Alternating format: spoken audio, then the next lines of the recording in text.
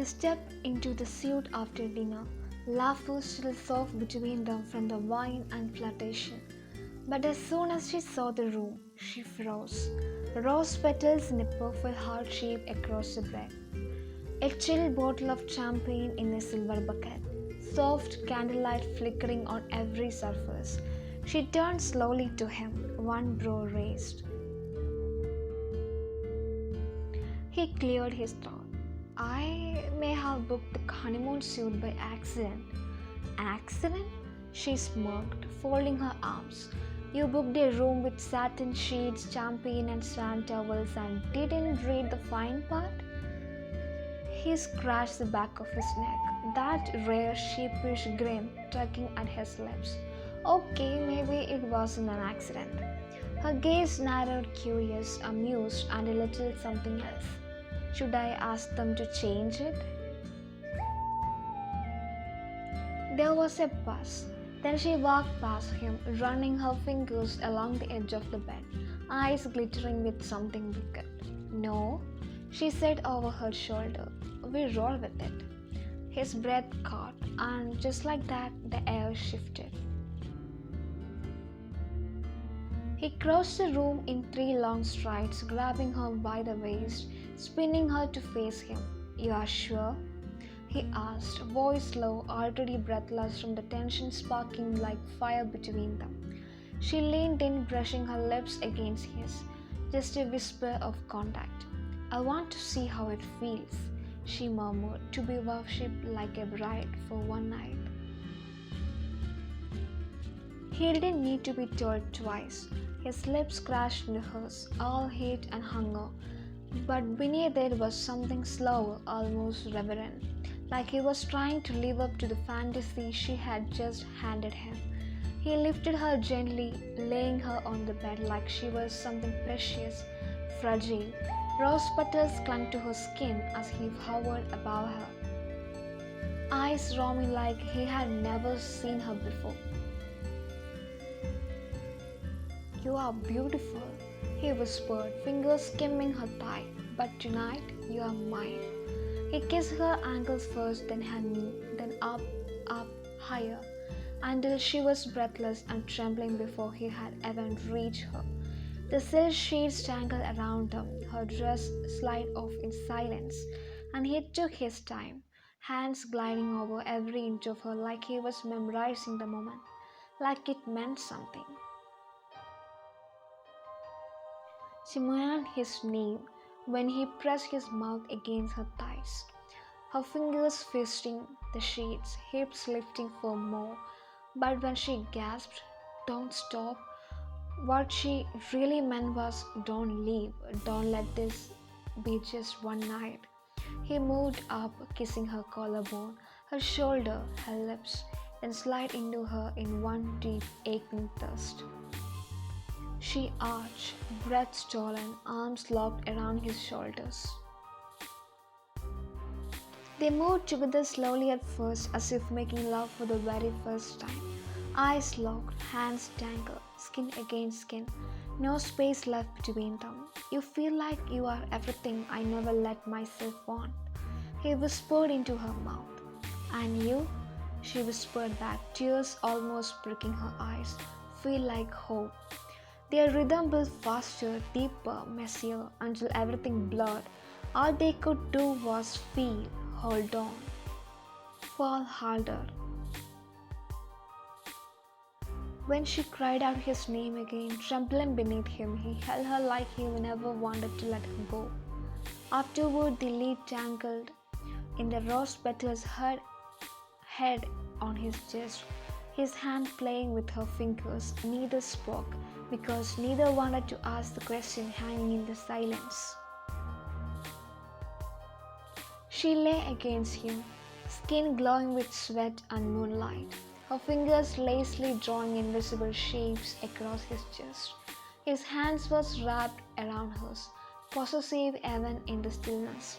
For the first time in months, she wasn't thinking, not about the office, not about the risk, not about the fact that this was supposed to be temporary, just him.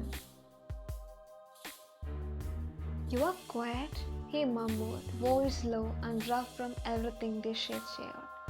I'm thinking about your ex, he teased, but his voice cracked just slightly. She lifted her head and looked at him, her tone soft but firm. No, about you. You and this damn room, and how it doesn't feel like a mistake at all.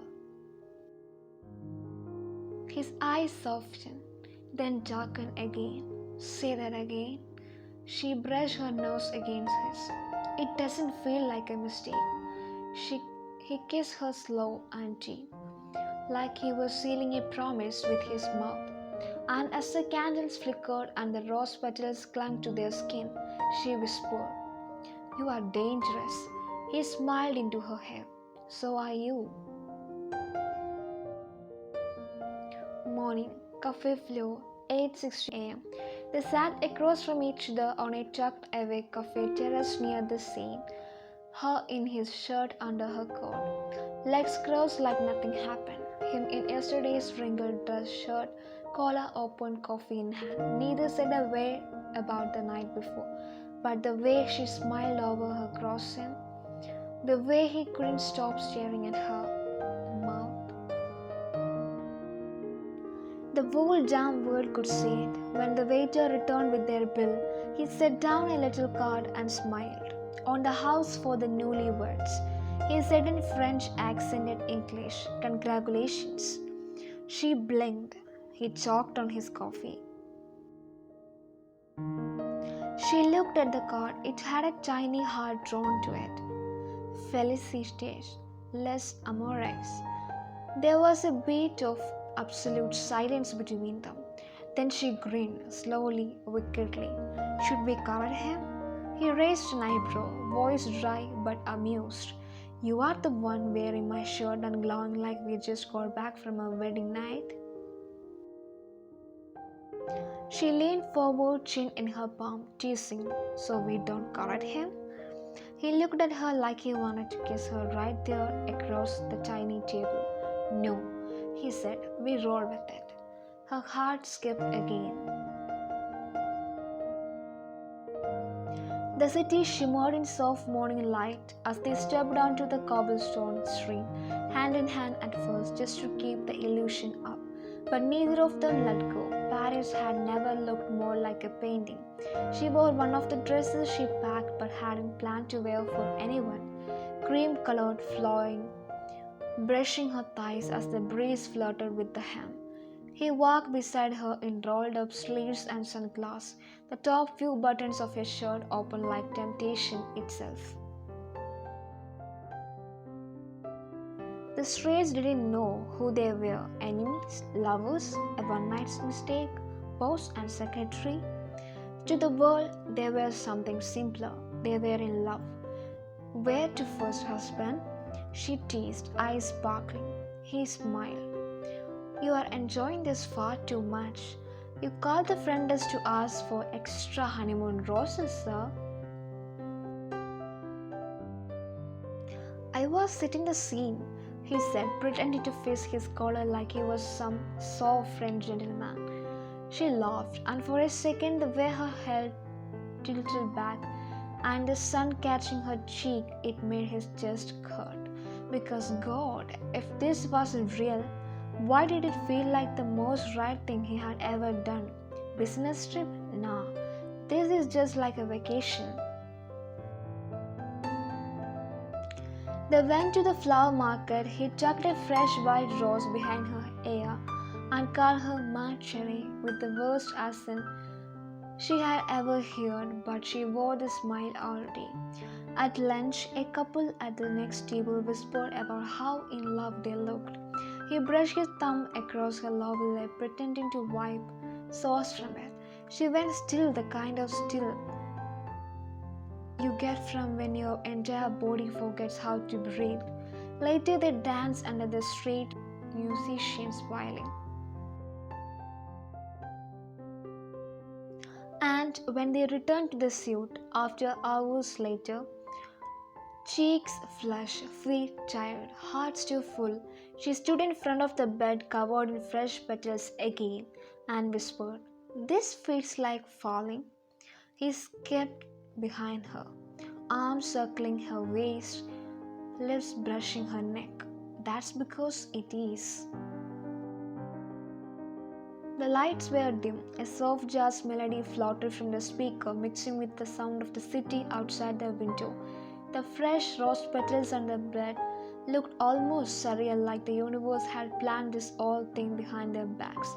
She stood barefoot in front of the vanity, brushing her hair out, wearing nothing but one of his shirts, oversized, buttoned wrong, sleeves hanging past her hands. He watched her from the edge of the bed, no words, just silence, pulsing between them like something waiting to break. She caught his reflection in the mirror and turned. Their eyes met, not teasing this time, no snark, just soft, raw, quiet. He stood and walked to her, slow and reverent. When he reached to her, he slid his fingers into her hair, tilted her head back gently. "I don't want to rush tonight," he said. "Then don't," she whispered. "Just stay." He kissed her like not before. This time it was slow, unhurried, like he had all the time in the world, like he wanted to savor her. One hand cupped her face, the other ran down her arm, thumb brushing her pulse. She felt dizzy from it. He undressed her piece by piece, not like a man impatient to have her, but like he was memorizing every second, every breath, every inch. When she stood bare in front of him, he looked at her like he had never seen anything more beautiful. She reached for him next, undid his buttons, slid her hands under his shirt, felt the warmth of his skin, the thump of his heartbeat. Every part of him was tense, like he was holding back too many things he wasn't ready to say. And then he laid her down. The rose petals brushed her skin as he hovered over her, his eyes searching her one last time, like asking for permission, or maybe asking for everything. She nodded barely, and when he entered her, it was slow, deep, intimate in a way that made her chest ache. She wrapped her legs around him, pulled him in closer, whispered his name like a promise. He moved with her, no urgency, just rhythm, gentle, achingly tender thirst, his lips on her shoulder, her jaw, her collarbone, their hands entwined, their bodies flushed and tangled in candlelight. And when she came undone, breathless, eyes full of something unspoken, he followed, whispering her name like a prayer into her neck. After he stayed inside her, stayed close, held her so tight, it felt like he was afraid she would disappear. "I love you," she whispered into his ear. He looked at her with a soft gaze, then said, "I love you more, my love."